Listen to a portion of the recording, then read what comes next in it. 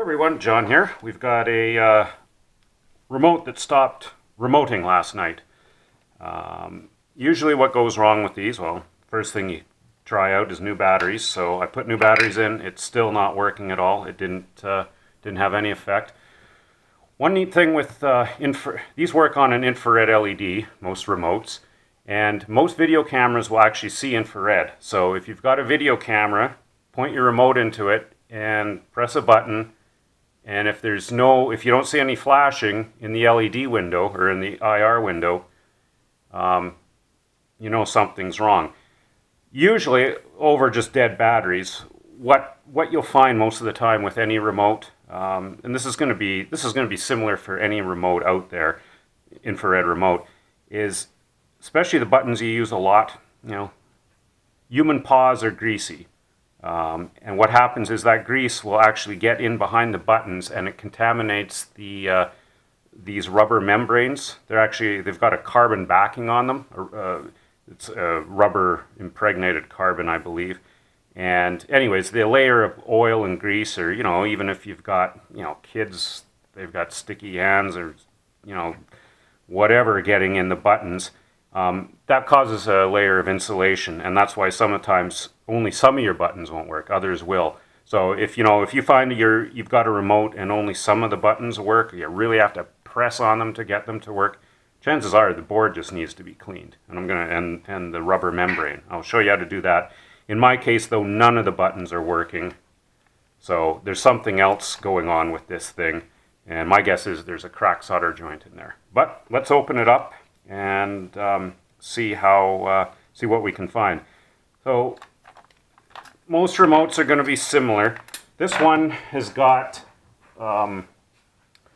screws holding it together as well. You may find there's a screw behind the battery case. Some remotes don't have any screws holding them. Sometimes there'll be a screw behind the sticker, and you can usually just feel for that. Press really hard, and if you feel a little indentation dimple, chances are there's a screw hidden behind the product label. In this case though, we've just got these two screws on the side. Fast forward through this. Okay, so with our screws out of the way, or out, just put these in the battery cap. So generally these things are held together. There's little plastic tabs all the way around that snap it together, kind of like a piece of Lego. So just get a flat bladed screwdriver and carefully stick it between the halves and just pry them apart and just go around it.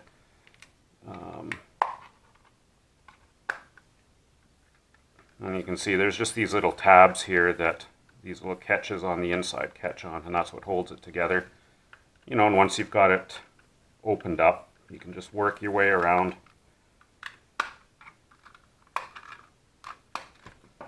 It's that simple. Oh yeah, look how, I don't know if the camera's picking that up, but there's all greasy gunk on here, and it's also on this membrane. And these membranes just pop out like that. If this was really contaminated, say someone had pop or whatever, a sticky sucker goo all in there, you could wash this whole thing, soak it in some hot soapy dishwater, wash it up. This one doesn't look too bad. Make sure it's super dry afterwards. If you have canned compressed air or an air compressor with an air hose, you can blow it out after you've cleaned it. But this one looks pretty clean. But the membranes, oh yeah, they're gross. There's all oil and contamination on them. Same with the board here. So these just generally pop out. There might be a screw holding the board in. If there is, you just have to take that out. And these boards are pretty simple. There'll be a logic chip, and some surface mount stuff, and the light emitting diodes, the infrared LEDs. There might be one or two. But the first thing to do is clean this up. Now if this was really contaminated, you might want to give it a bath in isopropyl alcohol. Make sure it's very pure, 99%.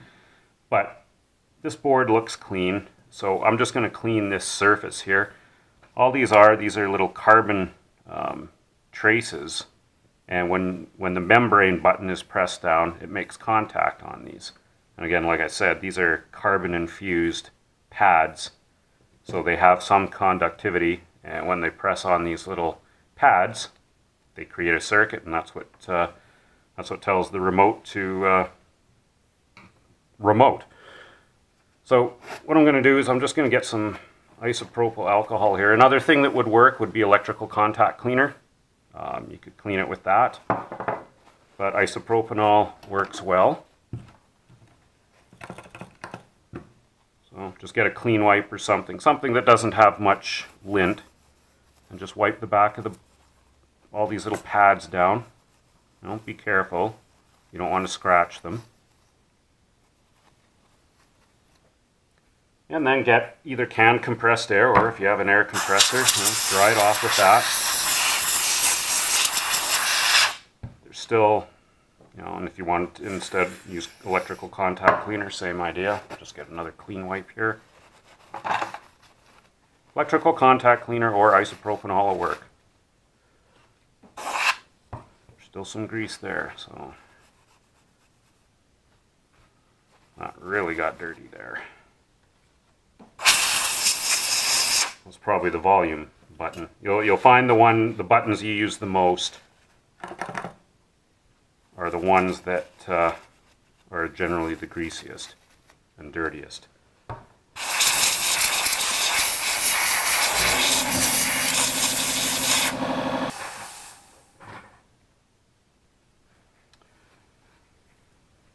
Okay, so with that board all clean, just look really carefully for any grease, and yeah, it can be a real bugger to get off,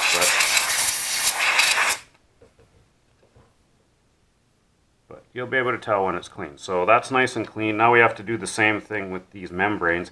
Again, if these buttons were all sticky, if there was sticky syrup or whatever around them, again, wash them in some nice warm soapy dishwater, and again, let them really dry well. If you use isopropanol, that will allow that will also absorb a lot of the water. But in this case, these are clean, other than all the grease on the pads on the back side.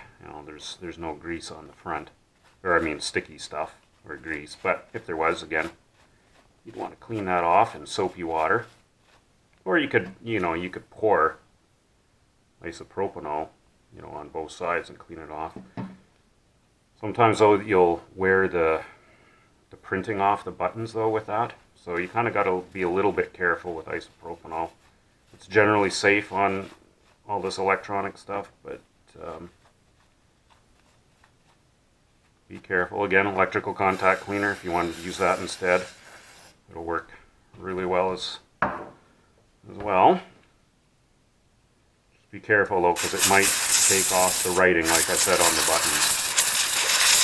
So it's always safest if you don't put any, harsh chemical cleaner on the top side of the buttons, just in case you remove the writing. This is a pretty old remote, and some of the writing's already just basically worn off over time.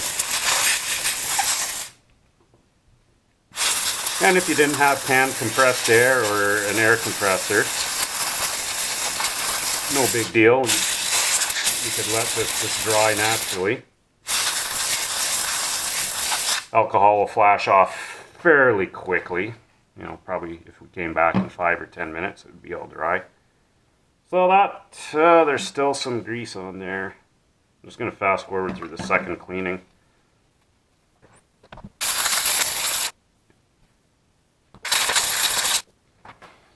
Okay, so now with those all clean, if that's all that your problem was, you could just put it back together, and it'd probably be good for another year or two before it gets all gummed up again. But in my case, there's something else going on here. So what we're going to have to do now is get out the old stereo microscope and have a peek at all these connections to see if I can find a crack solder joint somewhere this thing could be completely shot by now. Like I said, it's about 10 years old. And but before condemning it, I'm going to have a peek at the solder joints. Okay, so now we've got the little remote board at the microscope, and again, you're just checking for the main things. First thing I'm going to check are the two inputs from the battery leads. They look fine. And just take a quick gander over everything.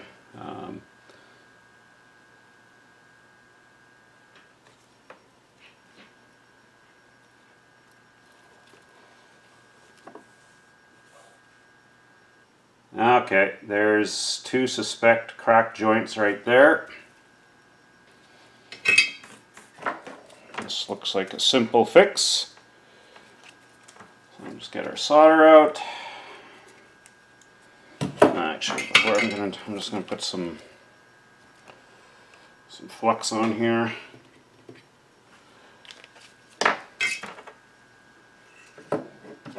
Oh yeah, it's definitely cracked. Again, wish I had a camera for the scope, so I could show the actual crack here, like in the one video I did with the Bang & Olufsen Biocenter 9000 repair. Same idea. Just going to do all these. So remotes, they get lots of physical abuse. They're being dropped, they're being manhandled, everything.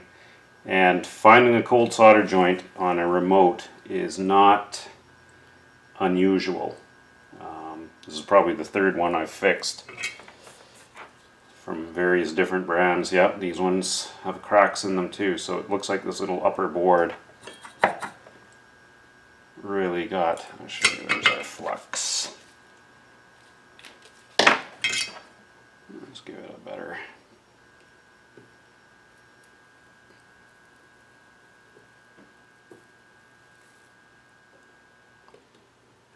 Okay.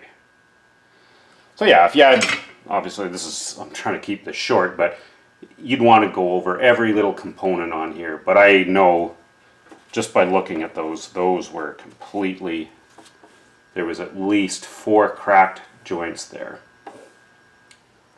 And now they look much better. So we'll just pause it again, we'll put it back together and see if it might be working now. So we've resoldered that board, we're going to put it all back together. So the easiest way to do these is just to put these little membrane switch plates or button plates, whatever you want to call them, back into the remote. Sometimes it can be a little hard on some remotes, you know, lining all the buttons up. This one goes together pretty easy. And then you can put your board in. And there's generally little guide holes that align the board properly over top of the switch membrane. And we're missing something here, and that's the, let me just pause, oh there it is, the little IR window. It would work without this, of course, but it just keeps dust and crap out of the infrared diodes. Just line everything up and it should just, oh, got to make sure those battery pins are, there we go, little battery springs. So again, just take some time to line it up. Snap it back together. I'm not going to put the screws in quite yet in case this didn't fix it, but I'm hoping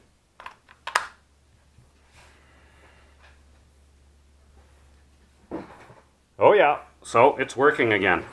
So that's all it was. It was a cracked solder joint on that one little upper board. And again, like I said, these things get all kinds of abuse, and it's not unusual to find a cracked solder joint in them.